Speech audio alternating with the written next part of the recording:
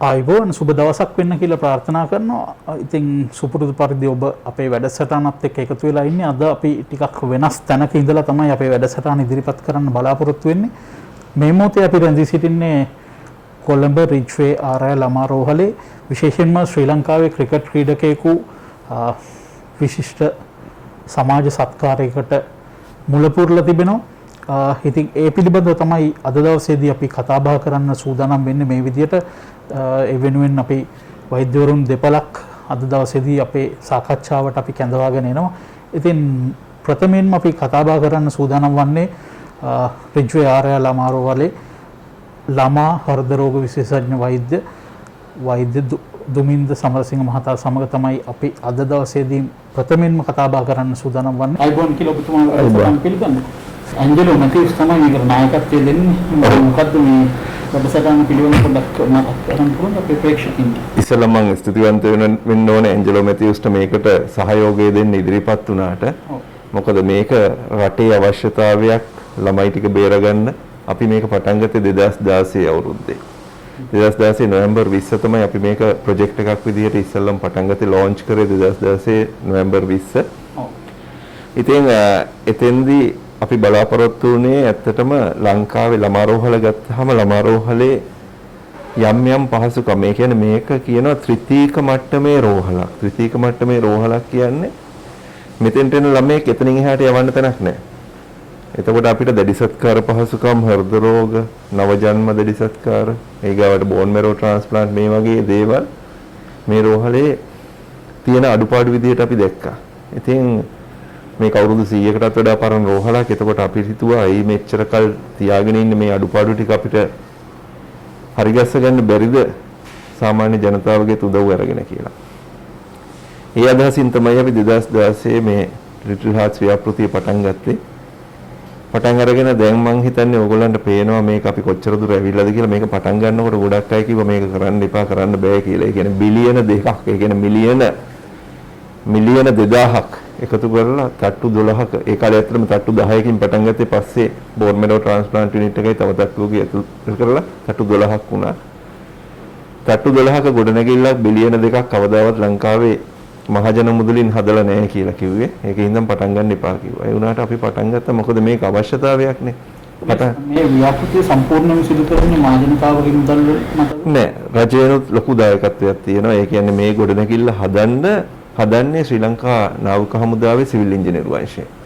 එතකොට ඔවුන්ගේ පඩි නැඩි ගෙවන්නේ ඒ ඔක්කොම කරන්නේ රජයෙන්. ඊට අමතරව රජයෙන් මේ වෙනකොට මිලියන 400කට අධික මුදලක් රජයෙන් ලබා දීලා තියෙනවා. ඉතින් ඒ අතින් බැලුවහම රජයෙන්ුත් විශාල දායකත්වයක් තියෙනවා. ඉතින් මම ස්තුතිවන්ත වෙන්න ඕනේ. ඇත්තටම මේක මෙච්චර ඉක්මනට හදන්න පුළුවන් උනේ ඇත්තටම අපි ෆයිලින් කරා. ඊට පස්සේ බිල්ඩින් එකේ උඩ ස්ට්‍රක්චර් එක හදන්න පටන් ගත්තේ 2019 ජනවාරි මාසේ. අද වෙනකොට 11 වෙනි තට්ටුව දක්වා අපි ළඟා වෙලා තියෙනවා. 11 වෙනි තට්ටුවේ පළවෙනි කොටස ඉවර කළා ගිය සතියේ. මේ අපිට කරන්න පුළුවන් උනේ ශ්‍රී ලංකා නාවික හමුදාවේ සිවිල් ඉංජිනේරු අංශයේ තියෙන කැපවීම හින්දා. ඔවුන් දිවාරේ මේක වැඩ කරනවා. ෂිෆ්ට් 2-3කට රැලි වෙනකොලුත් වැඩ. ඉතින් එහෙම කරලා තමයි මේක කරන්නේ. මොකද දවසකට ලංකාවේ ළමයි 3-4 දෙනෙක් මිය යනවා බේර ගන්න පුළුවන් ළමයි. මේ දවසකට බරපතල කාරණාවක්. ඉතින් මේ ළමයි ලංකාවේ තැන් වල මිය යනකොට කාටවත් මේක පේන්නේ නැහැ. එක තැනක අවුරුද්දක එක දවසක ළමයි 2000ක් විතර මිය ගියා නම් කොහොමද තියෙන තත්ත්වය කියලා හිතන්න. ඒ වුණාට ළමයි තැන් වල මිය යනකොට ඒක ගැන කවුරුත් කතා කරන්නේ නැහැ. මේ මිය යාම සාමාන්‍ය විදිහට තමයි ගණන් ගන්න. එහෙම නෙමෙයි ඇත්තටම. ළමෙක් මිය යනවා කියන්නේ ඒ පවුලට දරාගත හැකි දෙයක් නෙමෙයි. මං හිතන්නේ ළමෙකින් ඕන එක්කෙනෙකුට තේරෙනවා ඒක. ඉතින් ඒකින්ද තමයි මේක අපි දකිනවා, වෛද්‍යවරු දකිනවා. එතකොට දෙමව්පියන්ට තමන්ගේ ළමයා නැති වුණාට පස්සේ ඒගොල්ලෝ එතනින් පස්සේ ඉතින් ඒක ගැන හිතන්නේ නැහැ. ඉතින් හිතලා මොනා කරන්නද? ඉතින් ඒ ළමයි බේරගන්න තමයි මේක පටන් ගත්තේ. ඇත්තට මේකට විශාල මහජන සහයෝගයක් තියෙනවා. ආයතන ගොඩාක් අපිට මේකට උදව් කරනවා. ඉතින් මේක කොහොමද මේ ශ්‍රී ලංකා ක්‍රිකට් ක්‍රීඩකෙක් වුණ ඇන්ජලෝ මැතිව්ස්ගේ දායකත්වය ලැබෙන්නේ කොයි අවස්ථාවේදීද මේකට? මම හිතන්නේ ඒක ඇන්ජලෝගෙන් ඇහුවනම් තමයි වැඩි හොඳ. නලිනුත් දන්නවා, නලින් ඒ ගැන වැඩි විස්තර කියයි. ඉතින් ඇත්තටම ඇන්ජලෝ ආපු එකේ වැදගත්කම තියෙන්නේ මට හිතෙන්නේ පහුගිය කාලේ අපිට සෑහෙන මේ කොවිඩ් රැල්ලත් එක්ක අපේ ඇත්තටම ඉතින් සාමාන්‍ය ජනතාවට මිල මුදල් අතින් ලොකු අපහසුතාවක් තිබුණා. ඒ තියෙන කට්ටිය දායක වෙනවා නම් මේකට මේ බිලියන 2ක් කියලා හිතුවම ගොඩක් අය හිතනවා ලොකු ගාණක් කියලා. ඒ වුණාට ඇත්තටම හිතුවොත් ලක්ෂ 2ක් ලංකාවේ ඉන්න ජනගහනයෙන් ලක්ෂ 2ක් මිනිස්සුන්ට පුළුවන් නම් තමන්ගේ උපන්දිනයේ දවසේ රුපියල් 10000ක් පරිත්‍යාග කරන්න. තමන්ගේ වෙඩින් එක දවසේ වෙඩින් ඇනිවර්සරි එක දවසේ අම්මලා තාත්තලා මතක් වෙන්න. හොඳ සමාජ සත්කාරයක රුපියල් 10000ක් ගානේ ලක්ෂ 2ක් දුන්නා නම් මේ බිලියන 2 සතියෙන් උනත් එකතු කරන්න පුළුවන්. දැන් ඔබතුමා හිතනවාද ලංකාවේ ලක්ෂ 2ක් නැහැ කියලා රුපියල් 10000ක් දෙන්න පුළුවන්? මේ කොවිඩ් ව්‍යසනයේ ආස්සේ උනත් ඉන්නවා ඕන තරම් කට්ටිය දෙන. අදටත් දායකත්වය දෙනවා. ඉතින් අන්න ඒකින් දැන් තමයි මේ අර පසුබෑමත් එක්ක ඇන්ජලෝ මැතිව්ස්ගේ සහභාගීත්වයේ හින්දා නැවත අපිට ලොකු ඒක හයියක් වුණා. මොකද දැන් අපි ගොඩනැගිල්ල හදලා ඉවරයි. එතකොට ස්ට්‍රක්චර් එක හදලා ඉවරයි. දැන් තියෙන්නේ අපිට ෆිනිෂර්ස් ඒ කියන්නේ නිම කිරීම කටයුතු. ඒක තමයි අපි වඩාම හොඳට කරන්න ඕනේ. මොකද මේක දැඩි සත්කාරයේ එකක හෘද රෝග තියටර්ස් තියෙන්නේ. ඔබේ ශල්‍යගාර ඉතින් මේ ශල්‍යාගාර ජාත්‍යන්තර මට්ටමේ තත්වයට දැඩි සත්කාර ඒකක අපි හදන්න ඕනේ. නැත්නම් අපි දැඩි සත්කාර ඒකකයක් හදලා වැඩක් නැහැ. ශල්‍යාගාරය හරියට හැදුවේ නැත්නම් ඒකේ ශල්‍යාගාරයේ කරන හැම ශල්‍ය කර්මයකින් මෙන්න දරුවන්ට යම්කිසි අතුරුවාබාධ ඇති වෙනවා නම් එහෙම ශල්‍යාගාරයක් හදන එකේ තේරුම නැහැ. ඉතින් ඒකෙන් දැන් අපිට මේක මුදල් අත්‍යවශ්‍ය වෙලාවක්. නාවික හමුදාව බලාපොරොත්තු වෙන එන අවුරුද්දේ අග වෙනකොට මේ මැද වෙනකොට ඇත්තටම මේ ගොඩනැගිල්ල හදලා අපිට බාර දෙන්න රෝහලට. ඉතින් ඒක කරන්න පුළුවන් වෙන්නේ මුදල් තිබුණොත් විතරයි. මේ රටේ අනාගත පරපුර ආරක්ෂා කර ගැනීම වෙනුවෙන් තමයි මේ කාර්යභාරය සිද්ධ වෙන්නේ. විශේෂයෙන්ම වෛද්‍යවරුන්ගේ පූර්ණ කැපවීමක් එක්ක තමයි මේ වැඩ යන්නේ. ඒ වගේම නාවික හමුදාවක් විශාල දායකත්වයක් දෙනවා. ඒ වගේම රජෙනුත් යම් දායකත්වයක් තිබෙනවා. මේක මහජනතාව විදිහට අපි ඔබට ආරාධනා කරනවා අපේ වැඩසටහන නරඹන ඔබට හැකියාවක් තිබෙනවා නම් යම් දායකත්වයක් ලබා දෙන්න මේ වෙනුවෙන් ඒ සඳහා පෙළ ගැහෙන්න කියලා අපි පුංචි ඉල්ලීමක් කරනවා ඔබෙන්. දැන් වෛද්‍යතුමනි මේ වගේ දායක වෙනවා නම් කොහොමද දායක වෙන්න පුළුවන්කමක් තිබෙන්නේ? ඔව් අපි ගොඩක් ඇත්තටම දායක විය හැකි ක්‍රම ගොඩාක් අපි පටන් අරගෙන තියෙනවා. ඒ මොකද අපි හිතන්නේ ඇත්තටම බිලියන 2ක් එකතු කරනවා කියන්නේ නිකන් account එකක් ඕපන් කරලා මිනිස්සුන්ට සල්ලි දාන්න කිව්වට ඒක සාර්ථක වෙන්නේ නැහැ. බැංකු දෙකක අපේ accounts තියෙනවා. ඒ කියන්නේ ලංකා බැංකුවේ තියෙනවා, සම්පත් බැංකුවේ තියෙනවා.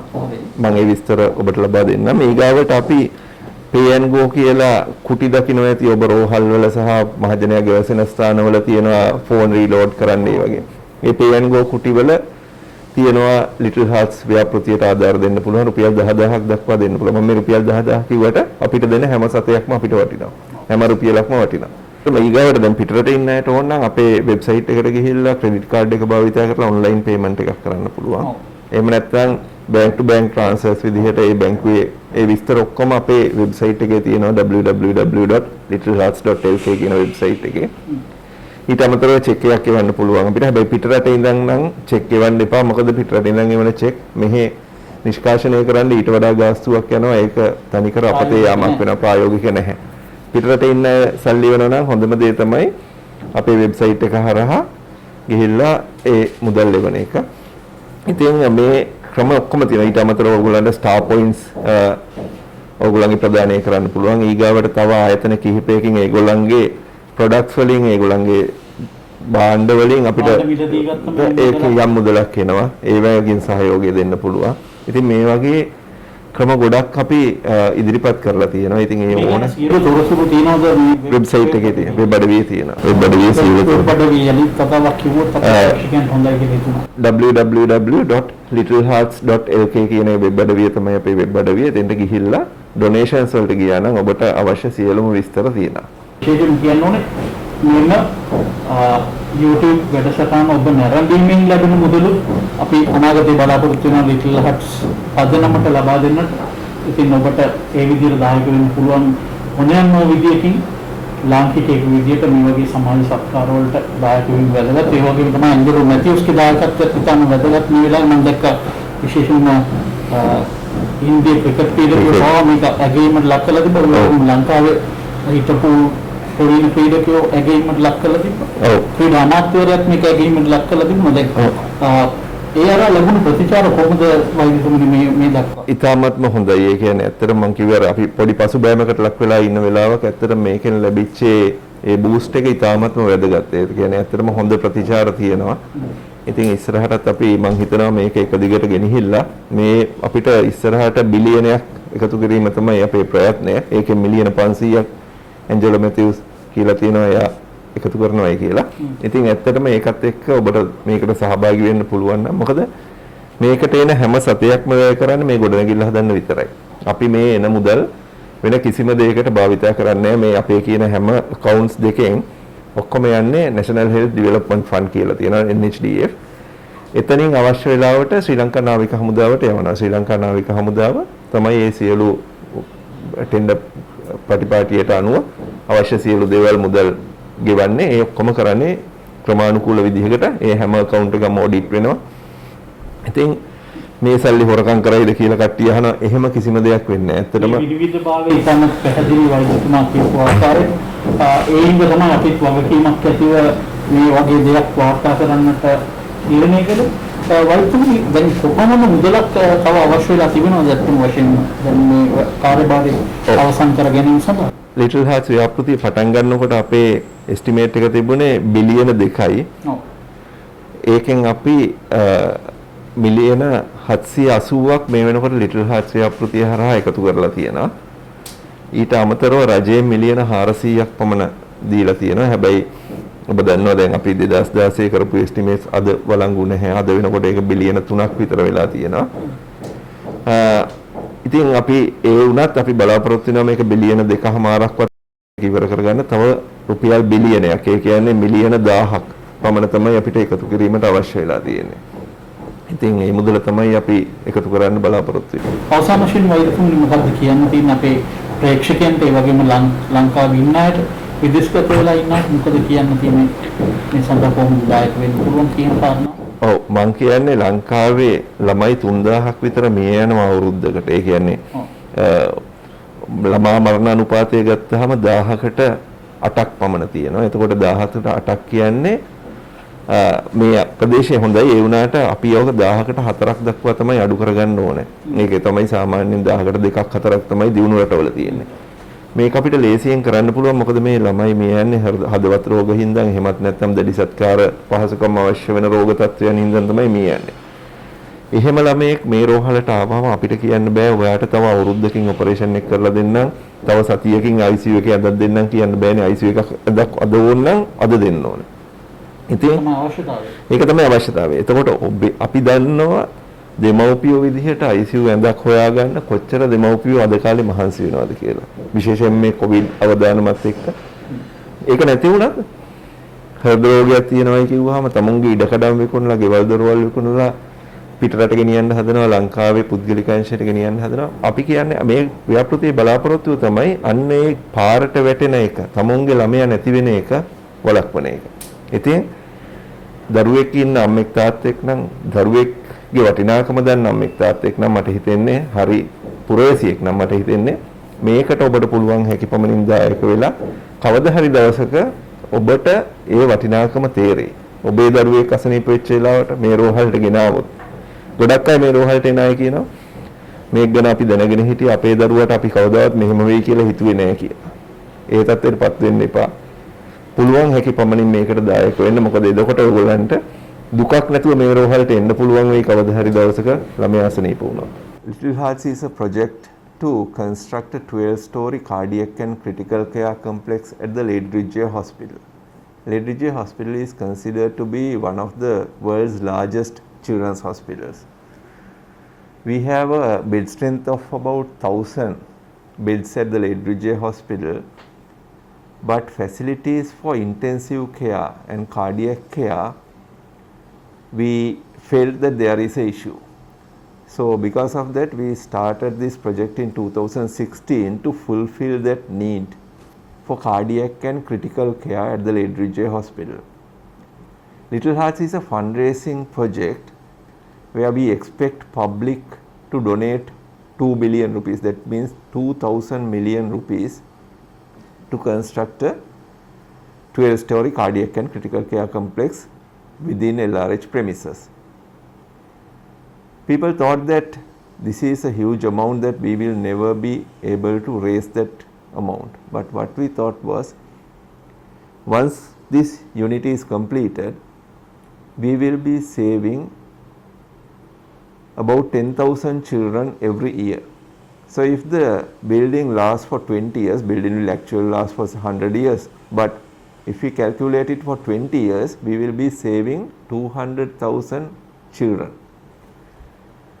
So if we divide the 2 billion by 200,000, saving a life costs only about 10,000 rupees.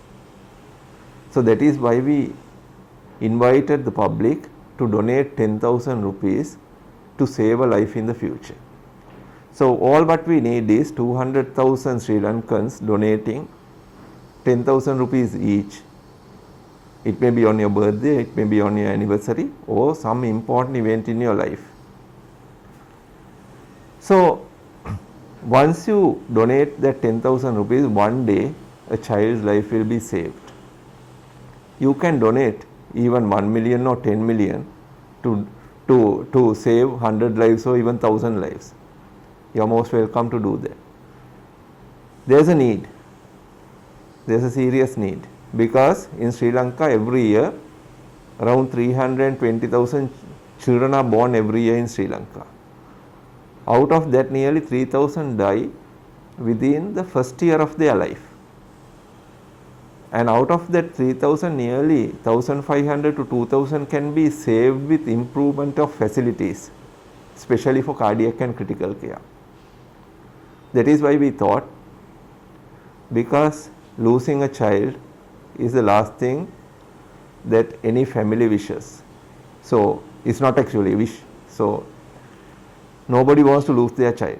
So that is why we have started this project, and nobody alone can raise 2 billion rupees. So that is why we say this is not our project.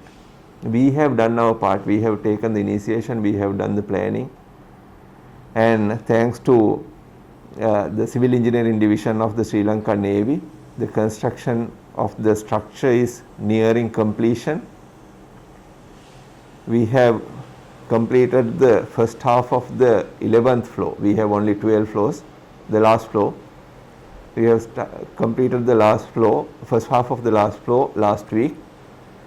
So Sri Lanka Navy is planning to complete the building and hand it over for proper functioning by mid or late next year, that is 2022. All depends on how much money we can raise. We have opened up so many paths for you to donate. It may be online. You can visit our website www.littlehearts.lk and see the donation options. Wherever in the world, you are most welcome to donate to save a child in Sri Lanka. I should also take this opportunity to thank Angelo Matthews, cricket star in Sri Lanka, for coming forward to support us. With his support, actually, we have seen over past few weeks, there is a very good response from the community, not only Sri Lankans, even international community, cricketers, and so many other people have started appreciating the project and showing their willingness to join the cause. So it's an open invitation, anybody can join. I should thank Angelo Matthews and all the cricketers and cricket fans for coming forward to make this project a success.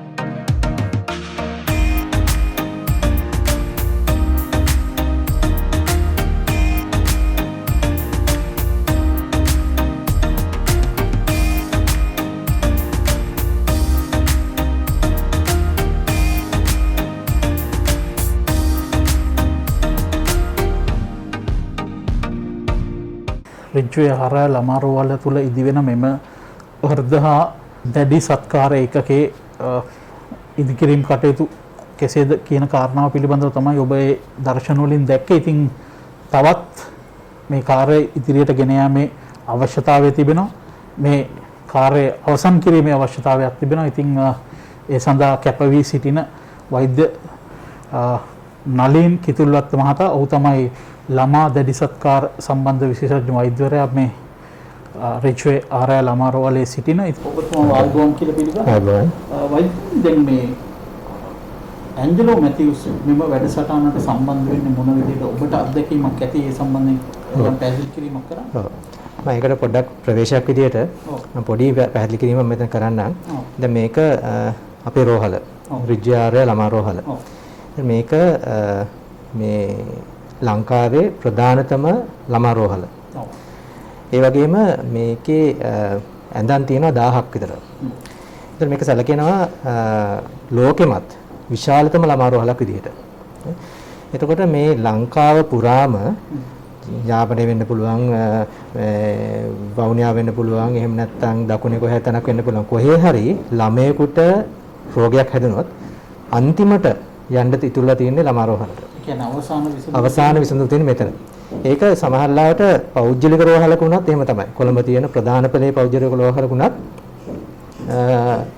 යම් කරාක් දුරකට ප්‍රතිකාර කරලා එතනින් පස්සේ අන්තිමට දරුවෙක් අරන් ඉන්න තියෙන තැන තමයි ළමා රෝහල කියලා කියන්නේ. එතකොට මෙන්න මේක තමයි අත තත්ත්වය. ඒ වගේම මේකේ දැඩි සත්කාර ඒකකයක් තියෙනවා. එතන මේ දැඩි සත්කාර ඒකකය තමයි ලංකාව පුරාම ඉන්න දැඩි සත්කාරය අවශ්‍ය නැත්නම් ICU එකක් අවශ්‍ය වෙන ඕනම දරුවෙකුට අන්තිමට ඉතුරුලා තියෙන තැන. එතකොට මම අර ඉස්සෙල්ලා කිව්වා වගේම තමයි ලංකාවේ කොයි අස්සක මුල්ලක හිටියත් මොන ප්‍රමුඛ පෙළේ මේ පෞද්ගලික රෝහලක හිටියත් අවසානයේදී ළමයෙකුට දැඩි සත්කාර එකක් අවශ්‍ය නම් එන්නට වෙන්නේ ළමා රෝහලේ දැඩි සත්කාර ඒකකයට. එතකොට මේකේ අපි සාමාන්‍යයෙන් මේ දැඩි සත්කාර ඒකේ වසරකට ළමයි 1000කට විතර ප්‍රතිකාර කරනවා. මේ 1000 ඇතුළේ ඉන්නවා ඩෙන්ගු රෝගයෙන්, දැන් මේ දවස්වල කොවිඩ් රෝගයෙන් පෙළෙන ළමයි ඉන්නවා. සමහර වෙලාවට වකුගඩු අකර්මණ්‍ය වෙච්ච අය ඉන්නවා. ඒ වගේම හෘද රෝග සම්බන්ධ අය ඉන්නවා. ඒ වගේම මේ අක්මාව අකර්මණ්‍ය වෙච්ච සමහර වෙලාවට මුළු අවයව ගණනාවක් අකර්මණ්‍ය වෙච්ච අය ඉන්නවා. ඉතින් මේගොල්ලන්ට ඔක්කොටම අන්තිමට ඉතුරුලා තියෙන තැන තමයි ළමා රෝහලේ දැඩි සත්කාර ඒකකය. ඒ කියන්නේ ලොකු සමාජ අවශ්‍යතාවයක් තියෙනවා මේ ඔබතුමාලා ආරම්භ කළ දින ව්‍යාපෘති. අනිවාර්යයෙන්ම. ඉතින් මේකේ තියෙන ප්‍රශ්නේ තමයි දැනට අපිට තියෙන්නේ දැඩි සත්කාර ඒකක ඇඳන් 11යි. මේ කියන සම්පූර්ණ කාර්යය සඳහා අපිට හම්බෙලා තියෙන්නේ ඇඳන් 11යි. දැන් මේ අලුත් ව්‍යාපෘතිය අවසන් වෙනකොට කොපමණ ඇඳන් ප්‍රමාණයක්? ඔව්. එතන මේ අලුත් ව්‍යාපෘතිය හරහා අපි මේ තත්ත්ව තුනක් මේ දැඩි සත්කාර ඒකක සඳහා වෙන් කරලා තියෙනවා. එතන මේ ඇඳන් ප්‍රමාණය 36 දක්වා වැඩි වෙනවා. මේ 11 තියෙන එක 36 දක්වා වැඩි වෙනවා. එතකොට මේ දැන් අපි ප්‍රතිකාර කරන ප්‍රමාණය 3 ගුණයකින් වැඩි කරන්න පුළුවන්. තවත් සංඛ්‍යා ලේඛන කිව්වොත් අපි දැනට අවුරුද්දකට ළමයි 1000ක් විතර තමයි බලාගන්නේ. ඒක 3000ක් වෙනකම් වැඩි වෙනවා. ඒ විතරක් නෙවෙයි. අපි දිනකට ගත්තොත් ලංකාව පුරාම මේ දැඩි සත්කාර ඒකක අවශ්‍යතා සාකච්ඡා කරන්න ඉල්ලීම් 3ක් නැත්නම් 4ක් අපිට හම්බ වෙනවා. ඉතින් මේවා අපිට බාර ගන්න බැරි වෙන දේවල්. මොකද මේ අඳන් 11යි තියෙන්නේ හැමතිස්සෙම මේක පිළිලා තියෙන්නේ. ඒක නිසා අපිට මේවා බාර ගන්න පුළුවන් කමක් නැහැ. ඉතින් මේ දරුවන්ට මොකක්ද වෙන්නේ කියලා කවුරුත් දන්නේ නැහැ. අපි හොයන්නෙත් නැහැ ඒක. ඉතින් මේක තමයි ඇත්ත තත්ත්වය. ඉතින් අපිට කනගාටුදායක තත්ත්වය. ඉතින් මේක අපි සාකච්ඡා කරාම මේක වැඩි කරගන්න. එහෙම නැත්නම් මේ දැඩි සත්කාරකයේ අවශ්‍ය ළමයින් සියලු දෙනාටම ප්‍රතිකාර කරන්න පුළුවන් තනක් ගොඩනගා ගන්න තමයි මේ උත්සාහ කරන්නේ. මේක වැදගත්කම තියෙන්නේ මේ ළමා රෝහලේ අනිත් පහසුකම් ඔක්කොම තියෙනවා. අපිට නැත්තේ මේ ඉඩ. මේ අඳන් 11 වැඩි කරගන්න ක්‍රමයක් නැති ක්‍රම තමයි තියෙන්නේ. ඉතින් මේක වැඩි කරගන්න තමයි මේ උත්සාහ කරන්නේ. එතකොට අර ඔබ මුලින්ම අහපු ප්‍රශ්නේද? ඔව් දැන් මම යවුවේ දැන් මේ ඇන්ජලෝ මැතිව්ස් මේ වැඩේට කොහොමද සම්බන්ධ වෙන්නේ? මේක මම හිතන්නේ ඇන්ජලෝ මැතිව්ස් කෙනෙක් අහන එක හොඳයි. මොකද එයා මුලින්ම කතා කරයි. නමුත් මම ඒකට කියන්නම් ඇන්ජලෝ මැතිව්ස්ගේ දරුවෙක්. කොට ඇත්තටම දැඩි සත්කාරයක අවශ්‍ය වෙන මට්ටමේ හෘද වස්තු සම්බන්ධ ප්‍රශ්නයක් ඇති වුණා. ඔයගොල්ලෝ දන්නවා ඇති සමහරට ඇන්ජලෝ මැතිව්ස් එක සංචාරයක් අතරවාදී ලංකාවට එන්න හේතුනේ ඒකයි. ඒ දරුවා අර වගේම තමයි කොළඹ ප්‍රධාන පෙළේ පෞද්ගලික රෝහලක තමයි මුලින්ම මේක අපි හඳුනාගත්තේ. ඒතර අපි තීරණය කළා එතන තියාගෙන බලා ගැනීමේ හැකියාවක් නැහැ මේ දරුවා. ඒ නිසා අපි වෙන ඕන කෙනෙකුට කරනවා වගේම අපි ඒ දරුවව ඍජුවේ ළමා රෝහලේ දර්ශකකාරකයකට අරගෙන ආවා. ඒ දරුවගේ වාසනාවට එදා ඇඳක් ඉඩ තිබුණා. එහෙම නොවුනනම් අපිට මෙහෙම කතා කරන්න වෙන්නේ නෑ අද. ඉතින් මේක තමයි ඇත්ත තත්ත්වය. එතකොට ඒ දරුවා මාසයකට අධි කාලයක් අපි දර්ශකකාරයෙකුගේ ප්‍රතිකාර ලැබුවා. අද ඉතාම සන්තෝෂයි සම්පූර්ණ සුව වෙලා අපි මොන සන්තෝෂයෙන් ගැන කතා කරනවා. ඉතින් මේක තමයි මේ ඇන්ජෙලෝ මැටිව්ස් කියන මේ සුපිරි ක්‍රිකට් ක්‍රීඩකයාව මෙතනට සම්බන්ධ වෙන්න හේතුව. ඒතර මේ කලින් ඇන්ජෙලෝ මැටිව්ස් සටහනක් තබලා තියෙනවා ඔහුගේ ජීවිතේ අරමුණක් බවට මේක පත් කරගෙන තිබෙනවා කියලා. ඉතාම සංවේදී සටහනක්. වෛද්‍යවරයෙක් විදිහට ඒත් එක්කම ලැබුණු ප්‍රතිචාර ගැන මොකද කියන්නේ මේ? ඉතාමත්ම මගේ දෙපැත්තක් තියෙනවා. ඒක තමයි දැන් අපි දකිනවා දැන් ඒ ඇන්ජෙලෝ මැටිව්ස් මේකෙන් සඳහන් කරා මගෙත් එක්කත්. ඒ කියන්නේ මෙතෙන්ට එනකන් අපි මේක ළමා රෝහලට ඒ දරුවව හරි ඒ පවුල කෙනෙක් ආපු පළවෙනි වතාව. එතකොට ඒතෙන්ට එනකන් කවුරුත් දැනගෙන හිටියේ නැහැ කියලා මේ තරම් සේවයක් මෙතනින් සිද්ධ වෙනවා කියන එක. අපි හැමෝම පිටින් බලනකොට කතා කරනකොට කියනවා විජ්ජාර ළමා රෝහල අපි නොනවට්ටුව කියලා කියනවා මෙතන තමයි අන්තිමට අරන් යන්නේ කියලා. නමුත් මෙතන වෙන සේවය මාසයක් පුරා මෙතන ඉඳලා S2කින්ම දැකලා ඒ කතා කරපු දේ අපිට ගොඩාක් වටිනවා. ඒ කියන්නේ අපි දකිනවා අපිට පේන දේ ඒ වගේ සුපිරි ක්‍රිකට් ක්‍රීඩකයෙකුට පේනවා කියලා කියන්නේ ඇත්තටම මේක ලොකු දෙයක්. ඉතින් ඒකෙන් තමයි මම හිතුවේ අන්තිමට දැන් මොකද්ද මේකට ප්‍රතික්‍රියාකාරයක් විදිහට මට කරන්න පුළුවන් කියන එක ඇන්ජෙලෝ මැටිව්ස් මගෙන් අහුවා. මම හිතුවා මේ වෙලාවේ කරන්න පුළුවන් හොඳම දේ තමයි මේ කියන ලිටල් හાર્ට් මේ සමාජ සත්කාරයට ඔහුව සම්බන්ධ කරගන්න එක. මොකද අපිටත් ඕනකම තියෙනවා අපි ඇත්තටම උත්සාහ කරන්නේ මේ දරුවන් වෙනුවෙන් යමක් කරන්න. නමුත් අපිට යම් යම් සීමාවන් තියෙනවා. විශේෂයෙන්ම මේ කොරෝනා ප්‍රශ්නත් නිසා මිනිසුන්ටත් කරදර එමටයි. ඉතින් ඒකට අපිට පොඩි ප්‍රශ්නයක් තියෙනවා. ඉතින් ඒක නිසා මේක ලොකු අපිට ගන්න ලොකු දවයක් ඇත්තටම. ඒක එහෙම තමයි ඇන්ජෙලෝ මැටිව්ස් මේකට දායක වෙන්නේ. යලිත් වතාවක් අපි අපේ ප්‍රේක්ෂකයන්ට විශේෂයෙන්ම පිටරට ඉඳලත් අපි උගත් දෙනෙක් නරඹනවා කියලා අපි දන්නවා. ඒ වගේම තමයි ලංකාවේ ප්‍රේක්ෂකයෝ විශාල පිරිසක් අපි වටා ඒක රාශි වෙලා ඉන්නවා කියලා අපි දන්නවා. ඉතින් ඒ හැමෝටම කියන්නේ මේ විශාල සමාජ සත්කාරයක් ලාංකිකයන් විදිහට අපිට දෙන්න පුළුවන් උපරිම දායකත්වය මේ වෙනුවෙන් ලබා දෙන්න කියන ඉල්ලීම යලිත් වතාවක් කරනවා. වෛද්‍යතුමනි දැන් මේ ඒ වගේ කෙනෙක් හිතුණා නම් මේකට දායක වෙන්න ඕනේ කියලා. දැන් අපි කලින් මතක් කළා කොහොමද මේකට දායක වෙන්නේ? මේකට දායක වෙන්න ක්‍රම ගණනාවක් තියෙනවා. අපි අර ඉස්සෙල්ලා සඳහන් කළා වගේ ඒ littleheart.lk කියන වෙබ්සයිට් එක හරහා ඒකේ සඳහන් කරලා තියෙනවා දායක වීමේ හැකියාව තියෙන විදිහට. ඉතින් ඒ හරහා ගිහිල්ලා මුදලින් එහෙම නැත්නම් මේ මුදල් ට්‍රාන්ස්ෆර් කරන ක්‍රමයකින් දායක වෙන්න පුළුවන්. ඉතින් මට අවසාන වශයෙන් කියන්න තියෙන්නේ ඔබේ දරුවව එහෙම නැත්නම් අනාගතයේ බිහි වෙන්න ඉන්න මේ ලංකාවේ බිහි වෙන්නේ දරුවන්ව බේරගන්න අපට යම් උදව්වක් කරන්න කෙනෙක්. ඒ වගේම මට තව එක කාරණයක් සඳහන් කරන්න ඕනේ. මොකද අපි වෛද්‍යවරු විදිහට අපි සෑහෙන කාලයක් ඉගෙනගෙන අපි මෙතෙන්ට එන්නේ මේ රජයේ රෝහලකට ඇවිල්ලා මේ ප්‍රතිකාර සෝරගන්නේ අපි රෝගීන්ට ප්‍රතිකාර කරන්නේ. එතකොට අපිට යම්කිසි දවසක තේරුණොත් අපි මේ හැමදාම අත්දකිනවා අපිට කරගන්න පුළුවන් මේ දරුවා බේරගන්න පුළුවන්. නමුත් මෙතන ඉඩ නැහැ. අපි අසරණයි. හරි? ඒත් අපිට පුළුවන්කම තියාගෙන අපි දන්නා මේ දරුවාගේ තියෙන රෝගී තත්ත්වය මේ ළමා රෝහලේ දවසක් සංවේදී වෙනවා අනිවාර්යයෙන්. මොකද අපි මොනතරම් දැකලා තියෙන අම්මලා අඬාගෙන ඇවිල්ලා සමහරලාට අපි වෙන වෙන මාර්ග වලින් අපිව සම්බන්ධ කරන කොහොම හරි මේ දර්ශකකාරයෙකුගේ ඇඳක් හොයලා දෙන්න කියන මට්ටමට එන මේ දුරකථන ඇමතුම් අනන්තයි. ඒ වගේ වෙලාවක අපිත් අසරණයි. එතකොට ඒ අම්මා කෙනෙක් තාත්තා කෙනෙක් ඇහුවම දැන් මම මොකද කරන්නේ ડોක්ටර් කියලා. අපි මොනවද කියන්නේ?